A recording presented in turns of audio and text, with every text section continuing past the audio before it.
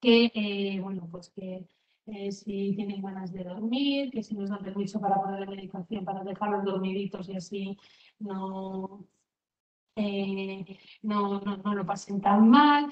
Bueno, eh, prefiero un consentimiento implícito que no haya ningún tipo de consentimiento, porque si no hay consentimiento de ningún tipo por parte del paciente mientras esté consciente, entonces no estamos haciendo bien nuestro trabajo. Otra cosa es que sea un paciente que esté con una demencia, que no sea capaz, entonces la persona que tiene que, la que se haya delegado, el que sea su tutor legal, es el que tiene que tomar la decisión y en caso, y si no, si es un paciente que ha sido válido antes y que se ha ido programando esos cuidados al final de la vida, que ojalá fueran así todos, pues sus deseos son los que prevalecen frente a todos los demás. Cuando es en esta fase de agonía, esta sedación paliativa, pues la llamamos sedación en agonía. Para que veáis la diferencia, y ahora mismo en este momento, que estamos en un momento álgido con respecto al tema de las eutanasias, y no es el objetivo de la charla de hoy la eutanasia, ¿vale? Lo de la eutanasia, si queréis, hablamos otro día. El objetivo de la sedación es aliviar el sufrimiento mediante el control de síntomas refractarios. En cambio, la eutanasia lo que busca es el alivio del sufrimiento mediante la muerte, ¿vale? La muerte del paciente. Que el procedimiento pues cambia totalmente. La eutanasia vamos a dar una serie de medicamentos con el objetivo de que el paciente fallezca. En la sedación vamos a intentar utilizar siempre las dosis mínimas eficaces. Lo que buscamos, insisto, no es acelerar ni acortar, lo que buscamos es que el paciente no sufra y que permanezca dormido y con adecuado control de síntomas en tiempo que le lleve a la naturaleza a acabar de hacer lo que ya estaba haciendo. El consentimiento, insisto, el expreso del paciente por representación y la eutanasia es obligatorio que el paciente lo haya hecho de forma expresa, voluntaria y reiterada. El resultado, la sedación, confort del paciente. La eutanasia, el resultado es la muerte del paciente. Una sedación siempre es reversible. Nosotros podemos incluso en algún momento se puede hacer una sedación porque hay un sufrimiento determinado o psicológico o emocional que hace que el paciente no es capaz de dormir por las noches y le pones una bomba por la noche, una sedación nocturna, que se la retiras durante el día está activo, la vuelves a poner por la noche y el paciente duerme. Esa es la reversibilidad de una sedación. La eutanasia obviamente no es reversible. ¿Y es legal? Sí, y ahora tengo que cambiar este cuadro, como olvidé de cambiarlo el otro día, porque ahora la eutanasia en España pues sí que es legal. Entonces, que justo esto lo acabé de modificar el día 24 y entonces el día 25 es cuando empezó a ser legal del todo.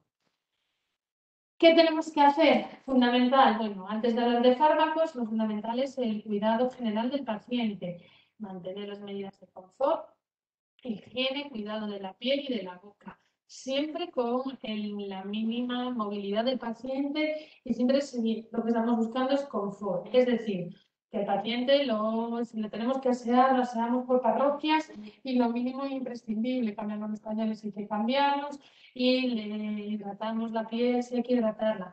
Y limpiamos la boquilla para que no la tengan seca y le podemos humedecer los labios. No estamos buscando el curar las úlceras, no estamos buscando evitar la presencia de úlceras, lo que estamos buscando es máximo confort. Siempre tenemos que respetar la voluntad del paciente, suspender las intervenciones inapropiadas, es decir, si estamos en esta fase final, no tiene sentido seguir haciendo analíticas, radiografías, ni tomando la tensión, ni mirando las glucemias, ni nada de nada. A veces le miramos con el pulsosímetro, pero más que nada es lo que estamos intentando a veces es las ondas cardíacas para ver si se extiende o no, o si empieza a haber más bradicardia, pero no nos aporta ninguna información. Suspender los tratamientos que no sean necesarios, es decir, si al paciente yo lo tengo sedado, toda la medicación por vía oral hay que suspenderla y no le voy a sustituir los antidiabéticos por una insulina. No, el paciente va a estar tranquilamente en su cama intentando descansar. tenemos que solo mantener aquella medicación que necesitemos y que consideremos imprescindible para un buen control sintomático. Eso puede ser una buscapina, a veces es una dexametasona, aparte de la morfina o el midazolam o el haloperidol que estemos usando en ese momento. Adecuar la vía de administración, tenemos que utilizar una vía intravenosa o subcutánea y como la sedación la podemos hacer o bien a bolos, es decir, a forma intermitente o la podemos hacer continua, pues buscaremos las pautas más cómodas para todas las personas que se van a encargar del cuidado.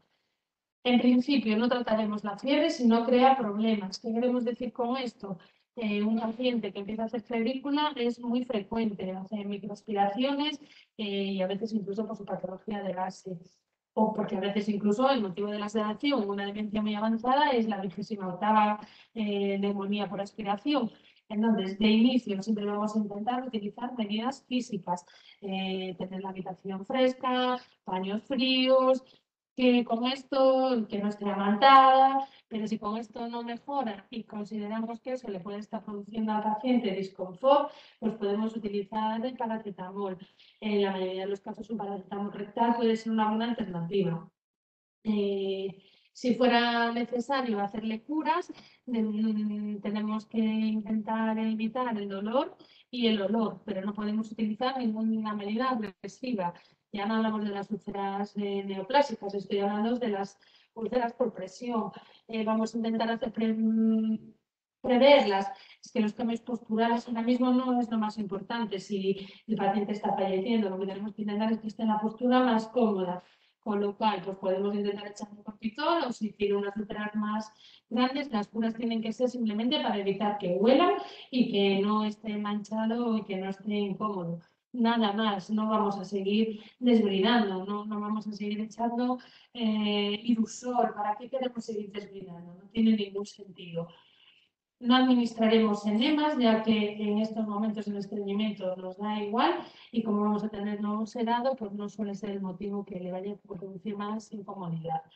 Y tenemos que adaptar al nivel de conciencia la alimentación. Si tuviéramos una sedación muy superficial o intermitente, pues a lo mejor el paciente en las fases en las que estuviera despierto puede ingerir algo, pero si el paciente estamos con una sedación profunda, no va a poder ingerir nada por boca y no tiene ninguna lógica. Si estamos hablando de una sedación en agonía, un paciente totalmente deteriorado, iniciar ningún otro tipo de nutrición, enteral o parenteral, porque ni va a contribuir en la mejoría de la calidad de vida, ni va a aportarle nada y solo va a producir más complicaciones.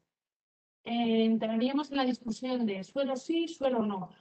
Suero, en principio, un paciente que previamente tenía un suero, bueno, pues es una de las cosas que habrá que hablar con el paciente antes de suspenderlo.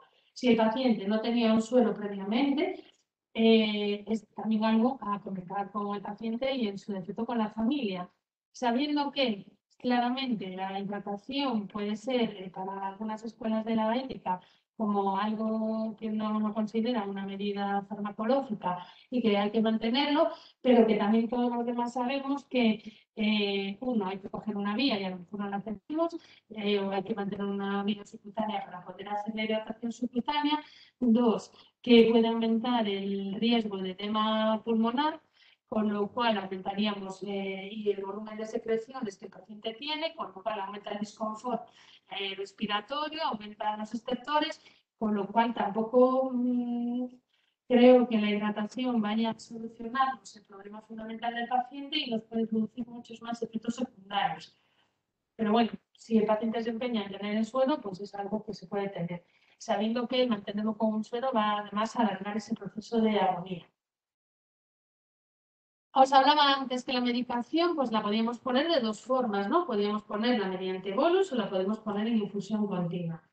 La vía principal que vamos a utilizar habitualmente es la subcutánea. Para eso recomendamos utilizar palomillas o utilizar algún tipo de abocat que pondríamos a nivel subcutáneo y a partir de ahí, pues bien con un tapón, ahí podemos conectar, podemos ir administrando los bolos que tengamos cargados en jeringa o podemos utilizar y conectarle el infusor o la bomba de medicación.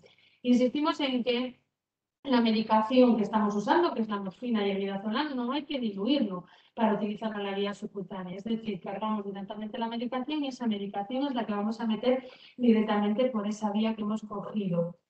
Los bolos a nivel subcutáneo, pues, conviene que en cada bolo no pase más de 2-3 mililitros de golpe, o sea, en un bolo, porque se satura la vía de administración y la absorción se vuelve mucho más errática.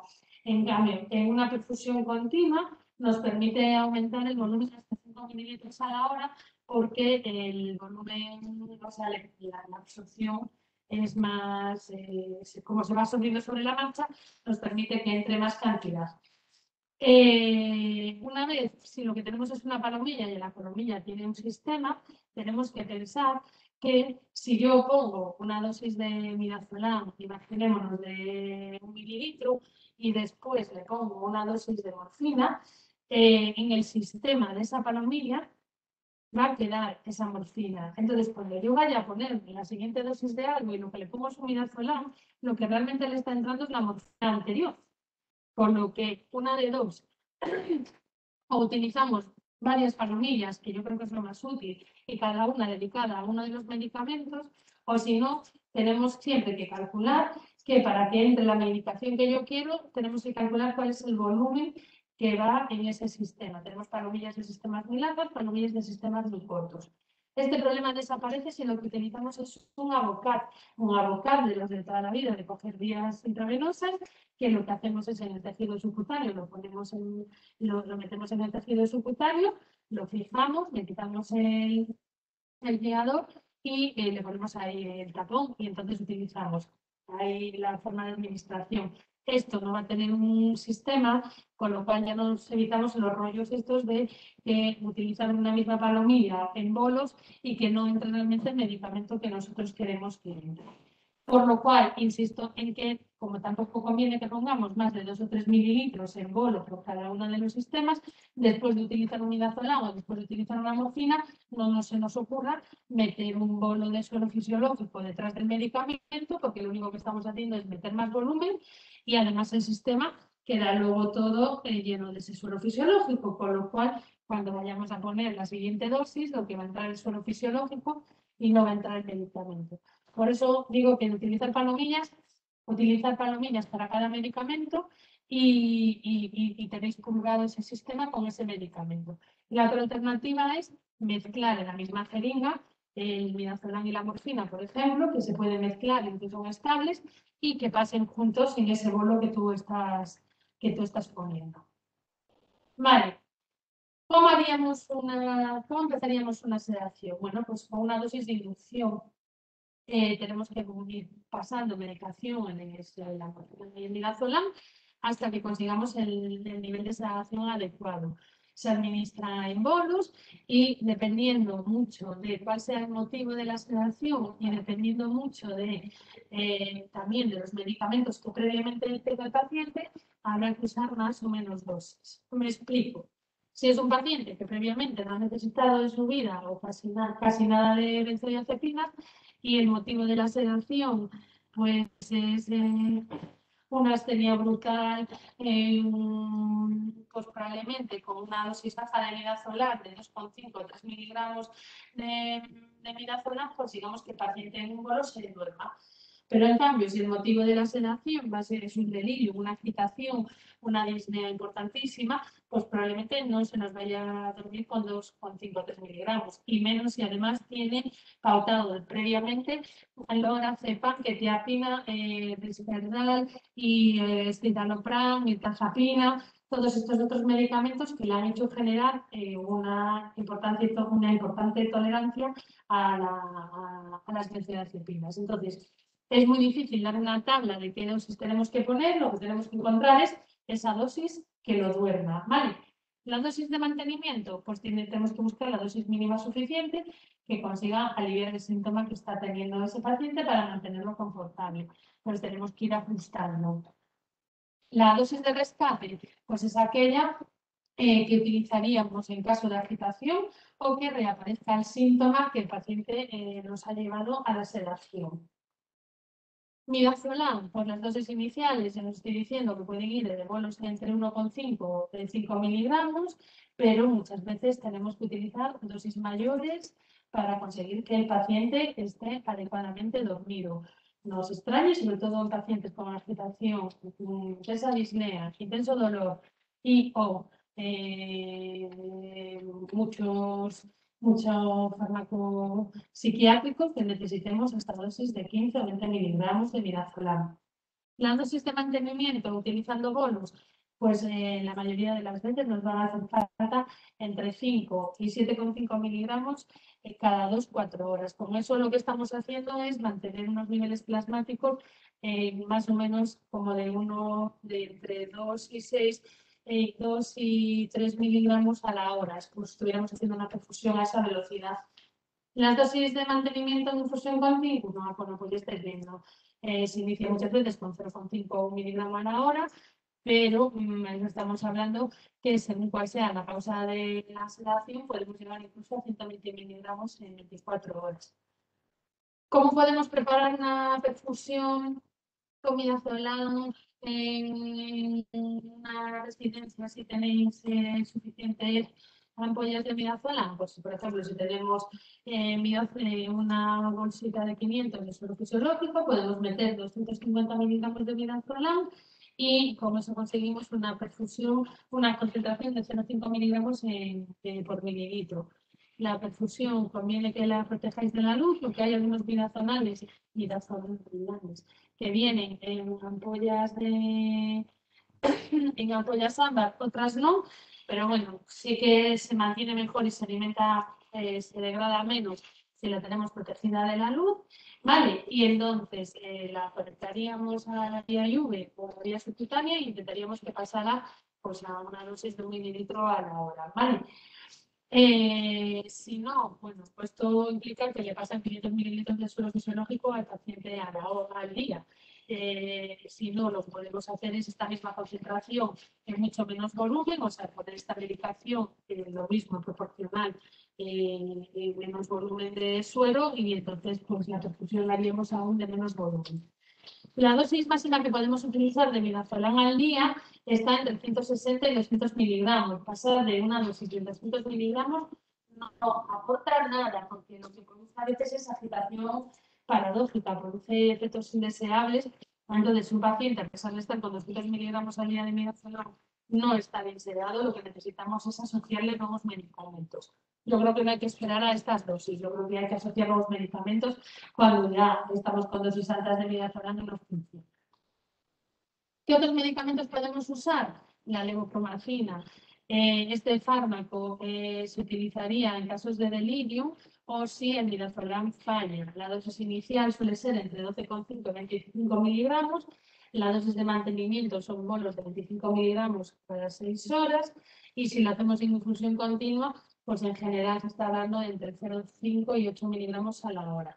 No deberíamos de pasar de 100 miligramos en 24 horas.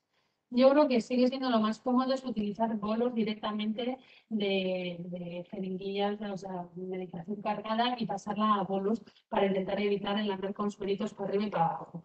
Pero bueno, yo en la presentación os he puesto la forma de poder preparar presentaciones diluidas en suero para que a lo mejor no tengáis que estar todo el rato teniendo que estar midiendo, han pasado 2, 4, 6 horas y tengo que ir a poner un medicamento a uno de mis residentes, ¿vale? El problema es que esto, bueno, pues si os hace falta una bomba o tenéis que ponerlo como en la flow a la mínima expresión para que pasen muy despacito. Vale, si ponemos 100 miligramos, 4 ampollas de Sinovac en un suelito de 100, se obtiene una concentración de 1 miligramo mililitro, ¿vale? Podemos utilizar esos 300 miligramos en 24 horas, pero en general, habitualmente, con 100 miligramos de Sinovac de levopromacina al día nos suele llegar. ¿Qué más podemos usar? Bueno, podemos y debemos. Tenemos la morfina. La morfina, en inicio la usaríamos para dolor, la usaríamos para el control de la disnea, fundamental, y además conviene siempre asociarla al midazolam o al Siloam. ¿Por qué? Porque la sedación, el inmovilismo produce dolor.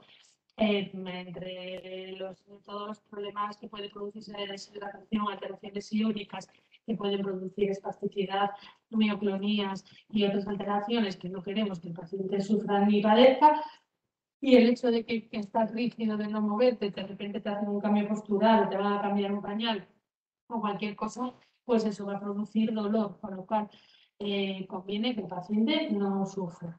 Con lo que pues, deberíamos asociar siempre morfina a cualquier tipo de sedación, no con el objetivo ni de acortar ni de acelerar el proceso. Dosis iniciales entre 5 y 10 miligramos. Dosis de mantenimiento, pues se puede, la morfina tiene una vida media entre 4 y 6 horas a nivel de vía subcutánea. En infusión continua, pues podemos utilizar entre 1 y 10 miligramos a la hora. En las dosis de mantenimiento, pues un poco dependiendo de lo que el paciente, cuál sea el motivo de usar la morfina, pues utilizaríamos dosis más grandes o más bajas. Me explico. Si el motivo de usar la morfina, el paciente antes no utilizaba ningún tipo de opiáceo y simplemente es para confort, pues probablemente con 5 miligramos de morfina cada las 6 horas mantengamos al paciente sin sensación de disnea, mantengamos al paciente sin dolor importante. Claro, si es un paciente que previamente ya ha tenido dolor y lo que estamos es perdiendo la vía oral y tenemos que hacer además pues, una rotación de esa morfina a la vía subcutánea, lo que tenemos que hacer es recalcular la dosis de la medicación para meterla en la vía subcutánea. Entonces, imaginémonos que tenemos un paciente que lo tenemos con un MST de 30 miligramos cada 12 horas. Pues si lo tenemos con un MST de 30 miligramos cada 12 horas, eso significa que a lo largo del día ese paciente recibe 60 miligramos de MST. Pues si yo tengo 60 miligramos de MST al día y además le hemos tenido que dar 3 ebredoles de 10 miligramos, o sea, morfina de liberación rápida, a lo largo del día. Con lo cual ya estamos en 3 ebredoles de 10 miligramos, son 30 miligramos, más los 60 del MST que ya teníamos, nos estamos poniendo en 90 miligramos de morfina en vía oral al día. Bueno, pues esos 90 miligramos los dividimos entre 2. Y si dividimos entre 2, es la dosis que tendríamos que pasarle de morfina subcutánea diaria al paciente. Si lo vamos a poner en infusión continua, tenemos que calcular que pasan esos 45 miligramos en 24 horas. Si lo vamos a poner de forma a bolos, pues lo mismo, esos 45 miligramos divididos en 4 o 6 tomas para ponerlo cada 4 o 6 horas. Vale, pero además siempre dejando unos rescates calculados, que es entre un sexto y un décimo de la dosis diaria que tenemos. Entonces, si hemos dicho que son 45 miligramos al día, pues tenemos que calcular que le vamos a poner entre 4,5 y 9 miligramos de rescate en caso de que el paciente tenga dolor, disconfort o una disnea importante. Y eso se lo pondríamos pues, a mayores en otro bolo distinto al que le estamos poniendo de mantenimiento. ¿De acuerdo? No sé si me he explicado bien. Si alguien tiene alguna duda que escriba en el chat, es el momento que hablen ahora.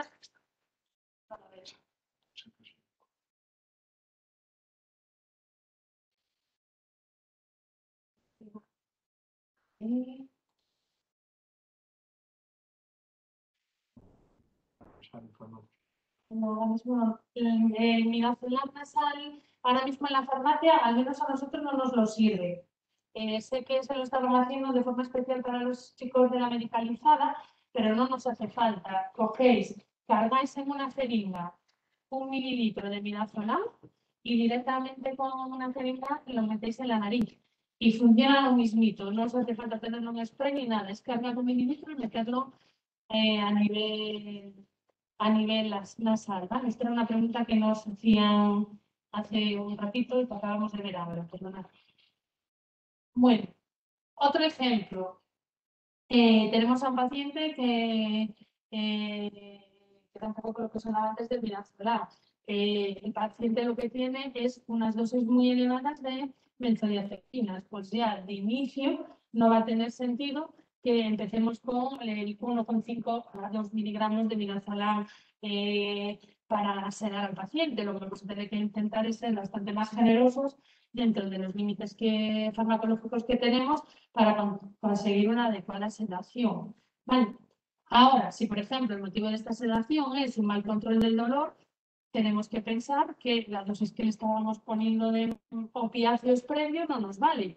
Entonces, en condiciones normales, y yo, el mismo ejemplo que hablábamos antes, MST de 30 cada 12 horas, más rescates de Sebredol, pero a pesar de eso, en vez de 3 rescates de Sebredol, lleva 6 rescates de Sebredol en las últimas horas o de morfina subcutánea y el paciente sigue con muy mal control sintomático, nosotros lo que tendríamos que hacer es subir al menos un 50% la dosis diaria total de morfina.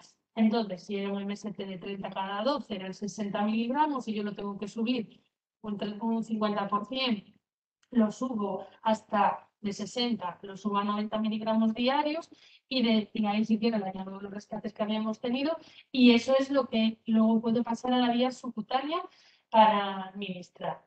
Que no tenemos vía subcutánea y que lo tenemos lo queremos pasar intravenoso, vale.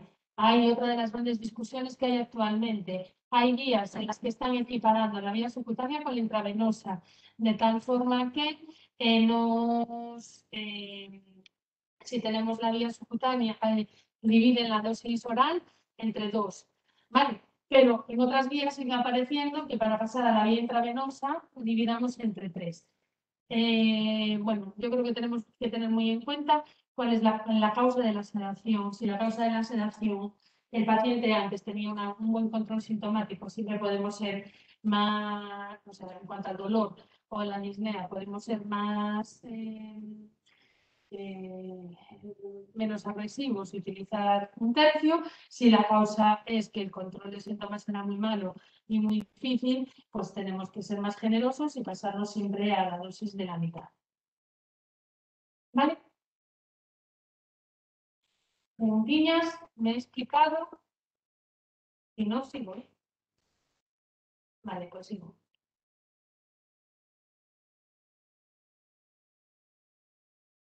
Vale. Bueno, un poco lo que les estaba diciendo. El otro medicamento que podemos utilizar en la sedación y que a mí me gusta bastante, aquí tenemos la escuela de Sinovac y la escuela del haloperidol. Entonces, en la escuela yo que soy más de la escuela del haloperidol, vale, es un medicamento que además si la persona previamente tenía bastante náusea o bastante alteraciones y delirio, funciona bastante bien y que también nos permite poner bolos cada 8 o 12 horas subcutáneos. Y la dosis de mantenimiento de infusión continua pues sería de 5 a 15 miligramos. Es un medicamento que conviene administrarlo solo, no porque su forma a veces es más irritante que la morfina y el midazolam, con lo cual conviene, incluso a veces les enseñamos a las familias a ponerlo directamente subcutáneo, pero bueno, se le puede poner una palomilla, pero para él solo. ¿De acuerdo?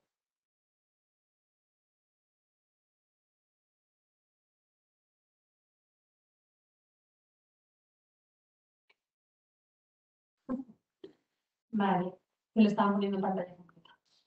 Vale, ¿y qué podemos asociar? Podemos asociar siempre la buscapina, la iostina, es la de elección para el control de las secreciones respiratorias en la fase agónica, pues desde el tabaco de muerte, además de la restricción hídrica, por lo que os decía antes, incluso en caso de que haya exceptores no refractarios a la buscapina, a veces podemos poner furosemida subcutánea para intentar disminuir esa hipersecreción.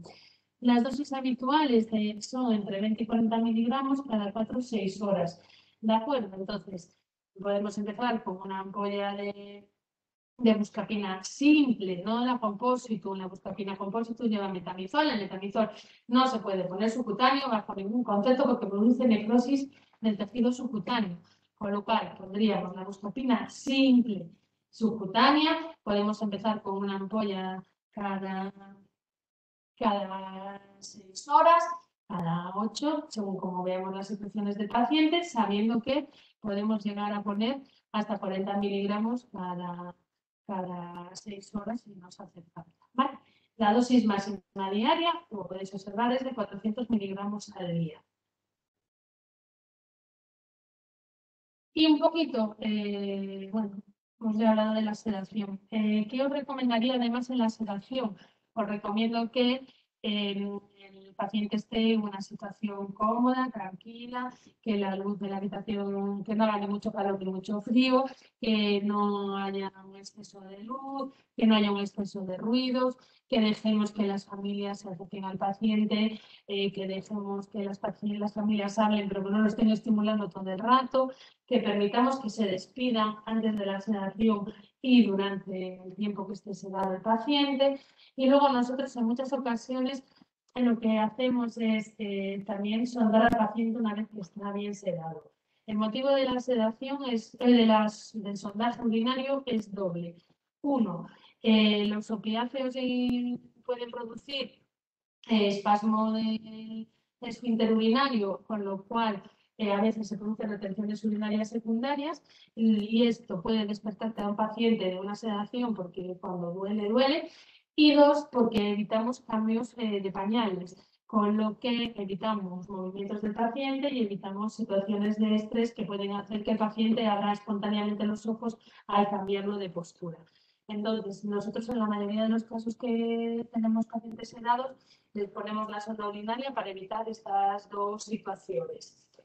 Y bueno, teniendo en cuenta que estamos hablando todo el rato de que el paciente es un ser físico, psicológico, social y espiritual, bueno, pues vosotros conocéis bien a vuestros residentes. Si antes de la sedación el paciente quiere recibir algún tipo de confort espiritual de la creencia que tenga el paciente, pues ofrecérsela siempre que podáis, ¿vale? Porque eso también les ayuda como como diría el doctor Lamelo, a encontrar la luz. Y qué es lo que tenemos que conseguir que encuentre. Y animar a las familias, aparte de que vosotros acompañéis a las familias en este momento, pues ayudar a animar a las familias a que se despidan, a que le puedan decir, que le digan a su familiar que no se preocupen, de que todo está hecho, que se puede marchar, ¿no? Y a veces cuando la sedación se alarga mucho y el paciente realmente está muy bien sedado, que eso es lo que tenemos que ir reevaluando de forma constante, está la escala de Ramsay de sedación, que el 1 es que el paciente no está sedado y el 6 es una sedación perfecta en la que el paciente no responde a estímulos pues entre que lo vamos evaluando de forma periódica para ver si hay que elevar la sedación por algún motivo, pero a veces las sedaciones se alargan. Las sedaciones se alargan pues porque a veces el paciente lo hemos tenido muy bien hidratado hasta el día anterior a la sedación, pues porque el paciente no se muere, porque aún no se muere.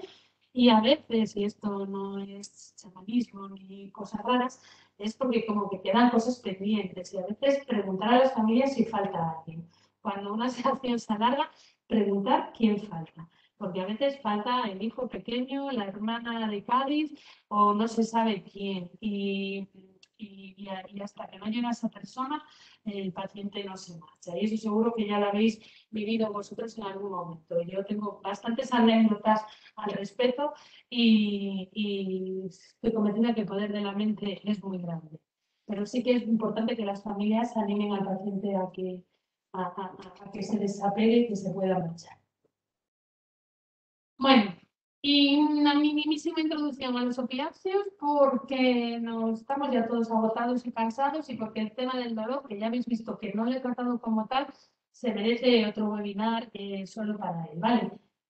Insistiros en que los opiáceos son fármacos seguros y eficaces en el tratamiento del dolor oncológico intenso. Por favor, perderle el miedo a los opiáceos. Como haya algún tipo de dolor intenso, e intenso es a partir de un EVA 6-7, los receptores sobre los que va a actuar los opiáceos son sobre los receptores MU y no van a producir depresión respiratoria jamás. ¿Vale? Las vías de administración de los opiáceos, la preferida es la oral y formulaciones retales, pero también podemos utilizar las transdérmicas que van formidable. Los opioides potentes no tienen techo terapéutico, es decir, que alguien nos diga, es que ya lo tengo con mucho fentanilo, está con un fentanilo del 50 o del 75, no tienen techo terapéutico, entonces siempre podemos ir escalando de una forma organizada y ordenada las dosis de opiáceos. Los que tienen techo terapéutico, la buprenorfina y el tapentadol, ¿vale? Nombres comerciales, el tapentadol tenemos el Yantil y la buprenorfina es los parches de Trastec. Hay en 1000 sitios tablas para saber cuáles son las dosis equivalentes entre la morfina y la oxicodona, entre el fentanilo y el tapentadol. Tenemos 1000 tablas que conviene que tengáis la que más os guste a vuestra mano, para que cuando tenéis que hacer algún tipo de rotación de opiáceos sepáis cuál es la dosis equivalente. ¿Por qué digo esto? Porque a veces se producen rotaciones de opiáceos muy mal hechas y tenemos a un paciente que le estaban dando un MST de 60 cada 12 horas, que eso es un equivalente a 120 miligramos al día, y de repente, como le rotan un parche de fentanilo, pues resulta que ponen un parche de 12, porque claro, con los parches de fentanilo podemos empezar con el de 12, pues empezamos con el de 12. Pues si vamos a una tabla de trienalgesia, y esta es una regla mnemotécnica facilita, de la morfina oral total diaria, si la dividimos entre 2, nos da la dosis del parche de fentanilo, la dosis diaria de oxicodona y la dosis de morfina subcutánea. O sea que fácil es, dividimos entre 2 la morfina total diaria y ya tenemos la dosis diaria de oxicodona, que a su vez la dividiremos entre 2 para saber, porque las presentaciones son retal cada 12 horas, nos dice qué parche tenemos que poner de fentanilo o nos dice cuánta morfina subcutánea diaria tenemos que usar. Con esta regla, facilísimo, pero si no, están las tablas. Entonces, si yo tenía 120 miligramos de morfina oral diaria, lo divido entre 2 y me sale 60 miligramos de morfina, sale 60 miligramos, tendría que ponerle o 60 miligramos de morfina subcutánea o un parche de fentanilo que se acerque lo máximo posible a los 60, es decir, un parche de 50 o asociar uno de 50 más uno de 12 y entonces estaríamos en 62, o tendría que ponerle oxicodona 30 cada 12 horas por vía oral. Para eso están las tablas. No hagamos rotaciones a la baja, excepto que el motivo sea que el paciente esté pasado de medicación y pensemos que tiene una intoxicación por opiáceos. Siempre estas rotaciones serán cuando o se pierde la vía de administración o porque el paciente no está confortable o creemos que el rotar a otro opiáceo le puede producir algún tipo de beneficio. Y siempre tenemos que ir reevaluando la eficacia y los efectos secundarios de los nuevos opiáceos.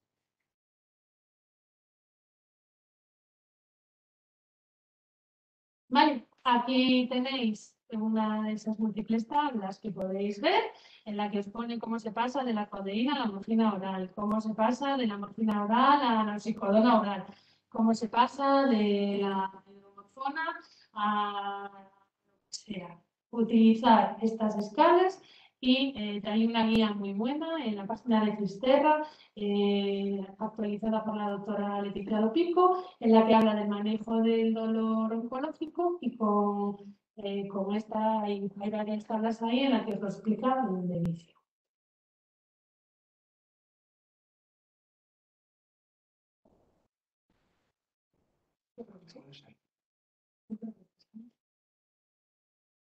Sí. Y con todo esto, pues no os quiero ya atormentar más. Nosotros siempre ponemos sonda nasogástrica en pacientes en fases terminales de Alzheimer porque en esas etapas dejan de comer. ¿Qué estamos haciendo bien? Vale. En una fase terminal de un Alzheimer, ¿qué es exactamente una fase terminal de un Alzheimer? Pero si un paciente deja de comer en un Alzheimer avanzado, lo que están hablando la mayoría de las guías es que coman no va a hacer que mejore la calidad de vida del paciente ni que mejore mucho su situación clínica. Con lo cual, esto no está muy indicado el uso de sondas nasogástricas para alimentar a las personas. Esto es algo que yo entiendo que es muy complicado. Nos pasa a todos. El dejar de alimentar a nuestros familiares, a nuestros residentes, a nuestros pacientes, a todos nos produce una sensación de vértigo brutal, porque es como lo único que realmente podemos hacer por ellos, ¿no? Como el darles de comer. Pero claro, si realmente el paciente ya va dejando de comer, el que tú le pongas una sonda nasogástrica, si el paciente realmente tiene La sonda nasogástrica no le va a evitar las broncoaspiraciones, va a seguir teniendo atragantamientos con su saliva, incluso puede haber reflujos gástricos y lo único que quizás acabéis haciendo es alargar aún más una fase final de una enfermedad totalmente irreversible. Entiendo que muchas familias esto no lo entienden y también hay que entender, pero yo creo que que tenemos que reflexionar. Uno, que poner una sonda nasogástrica es algo invasivo, que tiene una serie de riesgos muy importantes, que luego además muchas veces los pacientes se agitan más por tener esas sondas, eso muchas veces nos obliga a tener a los pacientes atados y entonces al final para poder tenerlos más alimentados y que duren más meses los tenemos en condiciones bastante como diría yo, más incómodas. Con lo cual, éticamente, vuelvo a hablar que hay las dos escuelas, estas de la ética en las que la alimentación y la hidratación entran en conflicto, pero sí que cada vez se defiende más el hecho de no hacer estas medidas en fases muy terminales de enfermedad. Además, si consideramos que el paciente va a perder, o sea, puede tener una supervivencia mayor de 6 meses, lo que estaría indicado sería una PEG, no sería una sonda nasogástrica. Lo que pone todas las guías es que una persona que vaya a estar más de 15 días con una sonda nasogástrica debería de solicitársele una PEG, porque es bastante menos cruento que una sonda nasogástrica. Bueno, yo hay más de una pregunta sobre este tema. Mi idea, y seguramente después del verano, es organizar algo sobre este tema en concreto, ¿no? Todos tenéis usuarios en las residencias con patología neurológica o demencia muy evolucionada. Bueno, siempre son decisiones complicadas, difíciles, hay que conocer la opinión del paciente, la opinión de la familia y un poco el pronóstico. Hablar de una demencia GDS7, que son personas con Bartel de 0 a 10, muy desconectadas, y pensar que la mejor solución siempre es poner una sonda nasogástrica o pensar en una PEG, no necesariamente para mí es la mejor solución. Hay que ponerse en un lugar de ese paciente, en el lugar de esa familia, ver un poco sus necesidades, sus ideas, transmitir la idea de que no se mueren de hambre. Esto no es algo que diga Leticia o que diga yo ahora. En la propia web el otro día os decía que tenemos colgado un documento de la Sociedad de Nutrición y otras sociedades hablando sobre la necesidad, sobre la posibilidad de colocar una sonda de nutrición. Hay un protocolo del área asistencial colgado, donde bueno, indica un poco cuándo debemos pensar en tomar una medida de este nivel, porque efectivamente, por desgracia, después vemos muchos usuarios que para que no se arranquen esa sonda tienen que estar atados. Yo creo que no es un final de vida digno, en mi opinión. Otra cosa es aquella persona que por un evento en su vida, por un problema determinado, pues necesita nutrirse y rehidratarse porque la causa que lo ha llevado a esa situación teóricamente es tratable y pasajera.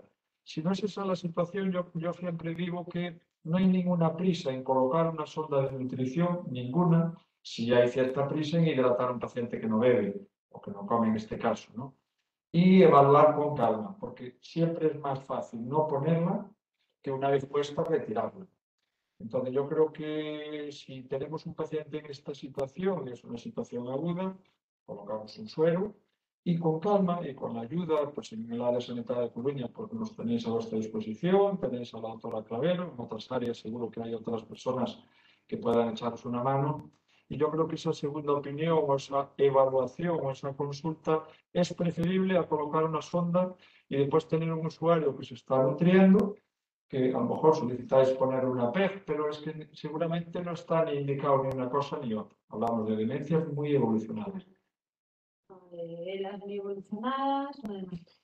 Hay una segunda pregunta que mezcla varias cosas, porque habla de pacientes en paliativos que refieran no querer comer. Vale, si el paciente está consciente, orientado y capaz y el paciente no quiere comer, es su voluntad, con lo cual no podemos obligar a comer a nadie. ¿Qué dice que no tiene apetito? Pues es lo que estábamos hablando antes, lo que quiera, como quiere, cuando quiera. No podemos obligar a comer a nadie. Otra cosa es el de que resulte imposible la comunicación con él, que supongo que estamos hablando otra vez de estos pacientes con demencias muy avanzadas que no podemos comunicarnos con él. Entonces sería la respuesta que hemos dado hace un momento. Yo siempre, sobre todo, hablábamos de no poner una sonda en ese paciente muy al final de su vida. Puede haber pacientes que todavía tienen un cierto recorrido, que en un momento puntual de su vida, bien por una situación de depresión o por otro evento, pues no quieran comer, y a lo mejor en esa situación sí hay que evaluarlo con psiquiatría, con quien competa, si puede haber un motivo oculto, secundario a la propia situación funcional o cognitiva del paciente. No hablamos de esos casos, hablamos un poco de aquellas demencias encamadas, muy limitadas funcionalmente, que no es ninguna solución. Para mí, de verdad, creo que es más encarnizarse que otra cosa. Y desde luego lo que no hay es que tener ninguna prisa. Ponemos un suero, unos días, vemos si se revierte esa situación, por si acaso pues estaba con cierto grado de deshidratación. Hablamos con la familia, hablamos con el paciente y vemos el tiempo de colocar la sonda. Y verdad que después es un poco triste a veces entrar en alguna residencia y ver usuarios sin ningún tipo de contacto cognitivo ni funcional con nadie, totalmente aislados del entorno, y que bueno, se le está dando a través de una jeringuilla, a través de una nutrición enteral, por soporte, por el modelo que sea. Bueno, no lo sé si muchos usuarios querrían verse así. Y esa yo creo que es la pregunta que tenemos que plantearnos antes de tomar la decisión. La decisión de poner una sonda es muy fácil, debes indicar a la enfermería o nosotros mismos, la colocamos y ya está. Eso realmente lleva unos minutos. Pero detrás de esos minutos y de esa decisión añadimos una situación complicada a posteriori al usuario. Estamos pensando en el usuario, no estamos pensando ni en la residencia ni en la familia, al usuario y a continuación a su familia. Pero yo creo que a veces hay que gastar media hora, una hora, 3 horas en hablar, evaluar, valorar, familia, paciente, y ya tomaremos una decisión el día siguiente. Pero no, nunca precipitadamente, nunca por presión, es que no come. Claro, es normal que no coma. Eso forma parte del proceso evolutivo de la demencia. Es normal que no coma, o de su cáncer. Por ejemplo, pongo el ejemplo siempre de los pacientes tumorales, las familias, lo que más la agobia es que le coman, que no coman. Yo siempre les digo, bueno, siendo un poco brutos, que aunque comiera un jabalí, el pronóstico va a ser el mismo. Era lo que decía yo antes de si un coche lo puedo llenar de gasolina, que si el motor está estropeado, el coche no arranca. Pues aquí nos pasa lo mismo con la nutrición. Esa falta de apetito, esa anorexia, una situación tumoral, no son personas como un niño pequeño que a veces hay que forzarlo porque efectivamente bueno, se sueñan y no, simplemente el intentar insistir lo único que genera es más angustia y entramos en un círculo porque cada vez está más angustiado, más enfadado, insistimos en que coma, estamos todo el día poniendo comida delante. No, demos libertad, que cognitivamente pueda rechazar, lo aceptamos. Y después está esa otra esfera de pacientes que hablamos con mucho deterioro al final de su vida y que a lo mejor pues, hay que decidir hasta aquí llegamos, ¿no? Eso sí, siempre hay cosas que hacer, hay que tomemos una decisión, hasta aquí llegamos, no quiere decir que ya está. Hay que acompañar, hay que ayudar, hay que darle todos los cuidados humanos y espirituales que pueda necesitar y, por supuesto, poner toda la medicación que pueda necesitar para que esos últimos días, por desgracia, no podemos evitar que se vaya, pero sí podemos modificar el coma. Y siempre revisar todo lo que hemos estado viendo de síntomas, es decir, que un paciente deje de comer, hay que revisar esa boca, revisar que no tenemos un problema de hongos, un problema de mucositis, revisar que no hay un problema de estreñimiento, revisar los fármacos que se le está dando, revisar si está muy hipotenso, revisar todas estas cosas que a veces son factores que nos olvidamos de mirar y empiezas a quitar medicamentos y empiezas a menos es más. Y hay muchos pacientes que reviven como un geranio recién regado, ¿no? Entonces, antes de hacer medidas extremas, a la hora de tomar decisiones, la sonda nasogástrica estaría en una esquina, no poner la sonda estaría en otra esquina y por el medio hay medidas. Está la medida de poner un suero y está la medida de revisar qué es lo que está llevando a ese paciente a esa situación y mirar si hay medicamentos que le pueden estar produciendo boca seca, produce otros problemas que podamos resolver y antes de meternos en los extremos. Bueno, creo que no hay más preguntas. Repito que iremos trabajando estos aspectos. Esperemos que puedan ser presenciales y si no online de otra manera un poco distinta a lo de hoy. Hoy queríamos que un poco Leticia, pues aparte que nos enseñara todo lo que nos ha enseñado, introdujera una serie de conceptos y de fórmulas a utilizar en caso de cada síntoma. un poco esta última parte, pues ya más específicamente en la agonía y sedación. Yo creo que también la tenemos que trabajar entre todos y algunos otros aspectos que puedan ir surgiendo. Y ya sin más, si no hay más preguntas, agradecemos por supuesto a Leticia como ponente su disposición y a todos vosotros pues os emplazo, bueno, acabamos aquí la parte formativa hasta un poco después de verano, haremos algún otro tipo de intervención por el medio, pero ya un poco estamos preparando el programa formativo de septiembre a diciembre, que os haremos partícipe, esperemos que los próximos días, y estamos abiertos a un poco todo lo que las sugerencias que podáis tener, tanto dentro del área sanitaria de La Coruña como residencias de otras áreas sanitarias.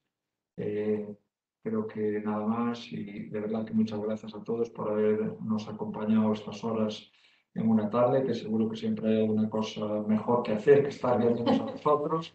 Perdonad por los imprevistos del directo y nos vemos y muchas gracias. Gracias. Hasta luego. Hasta luego.